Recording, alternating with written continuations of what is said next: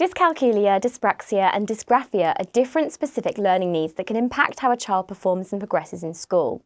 As these special educational needs impact a child's learning in different ways, it's important that appropriate personalised provision is put into place in your classroom to support all pupils with a range of special educational needs and disabilities.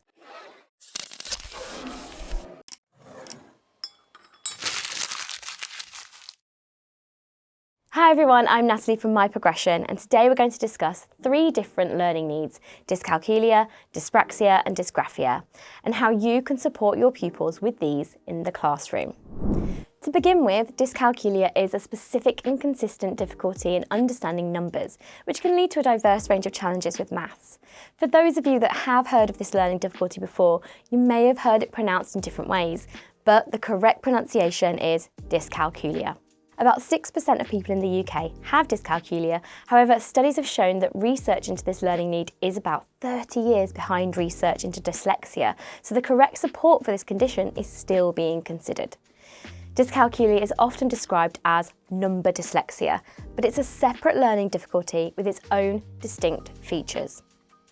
Dyscalculia specifically applies to arithmetic, but it does not necessarily impact other areas of maths such as geometry and algebra. It causes a lack of number sense, which is the awareness of knowing how numbers can be composed and partitioned.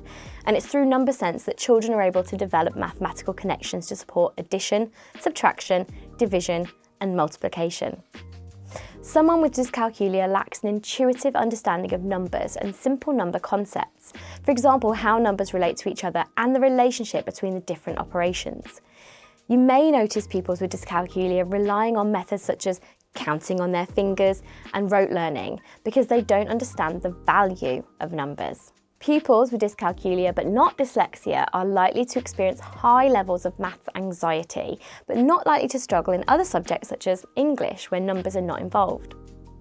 Dyscalculia can also impact day-to-day life for a pupil, including reading analogue clocks, measuring distances, making estimates, and managing time.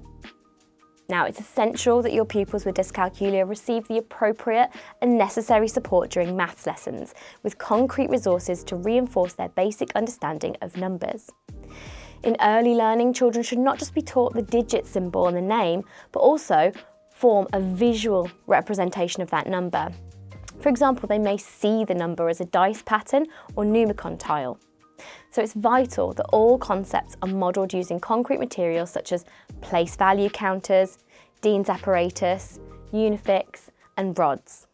Children with dyscalculia benefit from first learning dot and dice patterns for the numbers 1 to 6, before progressing to patterns up to 10. This approach is crucial in helping children develop their ability to visualise numbers, a skill that must be explicitly taught as it does not come naturally.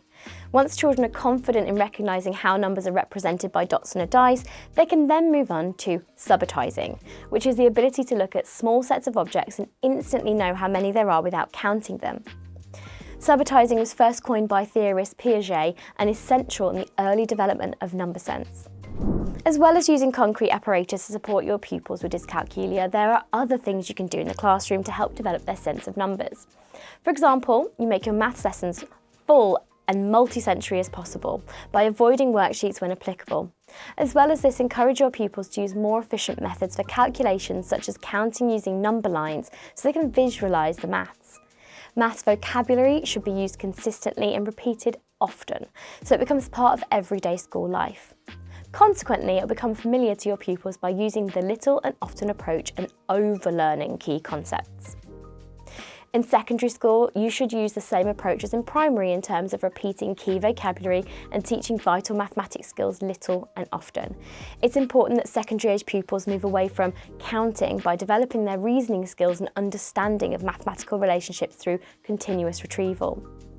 By doing this, the pupil should be embedding the basic skills and be able to support your pupils in progressing forwards. Using manipulatives in secondary school is still essential for pupils with dyscalculia to develop their number sense. However, the selection of resources you choose must be age appropriate, such as rods, tiles, or cubes.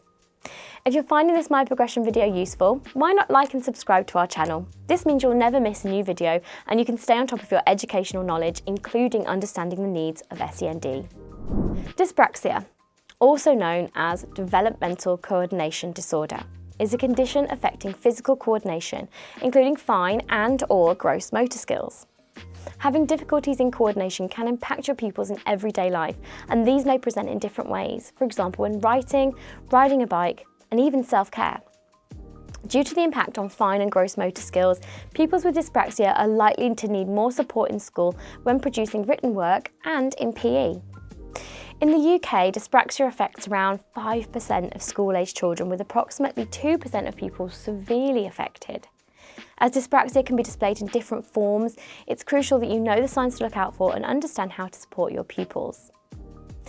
It's important to recognise the impact of dyspraxia on not only physical movement, but also organisation, speech and language, and self-esteem.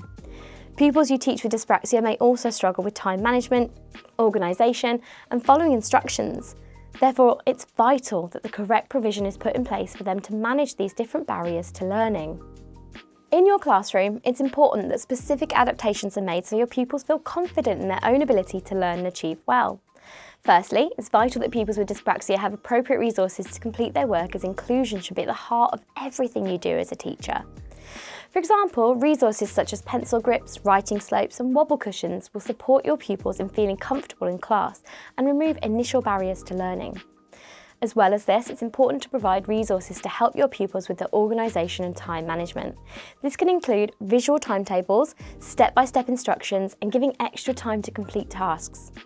To avoid frustration, offer pupils alternatives for writing, such as using laptops to type or using speech-to-text software when it is appropriate to do so. This approach applies to pupils in primary and secondary school and should be done consistently across all lessons by all teachers to offer the best support. Now finally, regarding physical movement, it's important to adapt your PE lessons for pupils with dyspraxia, selecting activities that are differentiated for a child's physical needs. If a pupil finds PE lessons difficult or stressful, this could cause anxiety or worry towards PE and impact their mindset towards physical exercise. There are lots of different adaptations you can make, such as using larger balls, giving pupil more space, providing them with a marked spot to start and end an activity on, or use music, counting or rhythmic rhyme to reinforce movement patterns.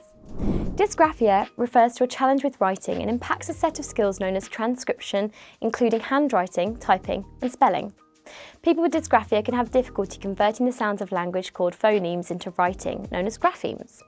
Signs of dysgraphia include unclear, irregular or inconsistent handwriting, poor letter formation including use of capitals and lowercase, and inconsistent use of joined and printed handwriting.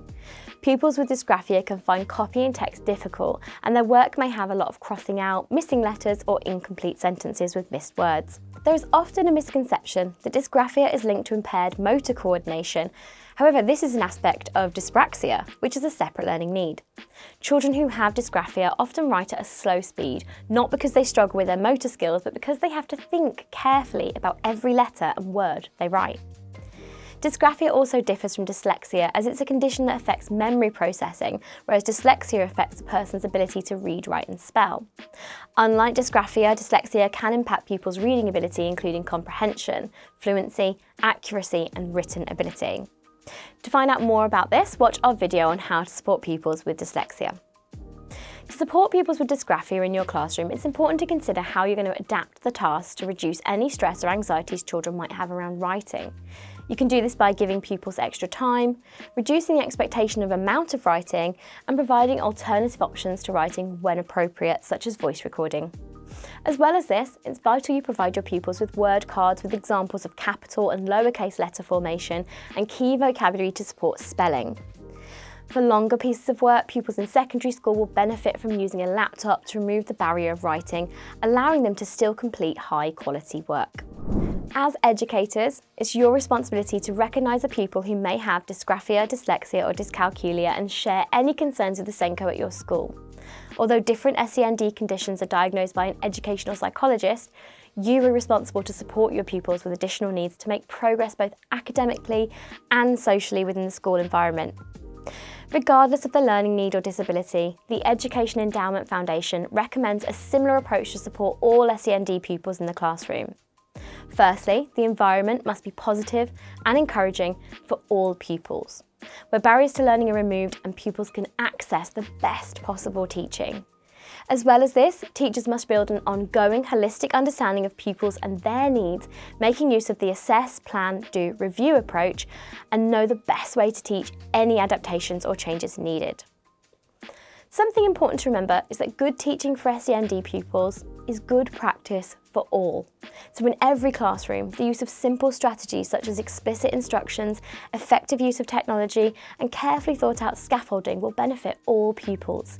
The use of specific interventions and teaching assistant deployment is vital to ensure that all SEND pupils receive personalised, targeted interventions that help them to make good progress. Bringing everything together, dyspraxia, dysgraphia and dyscalculia are distinct learning needs that impact children in different ways both in the classroom and in everyday life. Dyspraxia primarily impacts motor coordination and planning, making it difficult for individuals to perform tasks that require fine or gross motor skills. Dysgraphia affects writing abilities, leading to challenges in forming letters, spelling and organising thoughts on paper. Dyscalculia involves difficulties with numbers and mathematical concepts. And due to this poor sense of number, pupils with dyscalculia often struggle with calculation, estimation and problem solving. Whilst each of these learning needs present different barriers to learning, they can all impact everyday activities, knowledge acquisition and academic performance. Early identification, tailored interventions and support strategies can significantly help individuals manage these challenges and reach their full potential. Awareness and understanding of these special educational needs are key to fostering a supportive classroom environment where pupils with dyspraxia, dysgraphia and dyscalculia or other SEND needs can thrive. I've been Natalie from My Progression, and let's keep your career in motion.